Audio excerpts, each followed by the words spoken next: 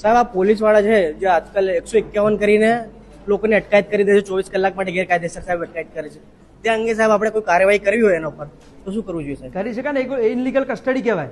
151 police શું કરી શકે? 151 એટલે શું? નવી સેક્શનની વાત નહીં કરીએ આપણે. CRPC 151 એટલે કે કોઈ પણ કોગ્નિઝેબલ ગુનો બનવાનું પોલીસને લાગે છે, સમજો, પોલીસને એવું લાગે છે કે ગંભીર ગુનો બનવાનો છે તો પોલીસ એમની અટકાયત કરી શકે. પરંતુ જે તે વ્યક્તિ છે એને એવું લાગે છે કે હું તરત જામીન આપવા તૈયાર છું તો પોલીસ એને છોડવા પડે. 24 કલાક કસ્ટડીની જરૂર નથી. સુપ્રીમ કોર્ટના જજમેન્ટ પણ છે.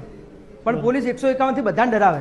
ધારો કે તમે FIR માં આગોતરા લઈને જામીન આપો ને તોય પોલીસ કહે કે 151 કરવા પડશે, આવું કહે છે? તો આવું કરી જ ના શકે. કહેવાનું પીએન કે ભાઈ શાંતિ રાખો, ના કરી શકો, કાયદો બતાવવાનો.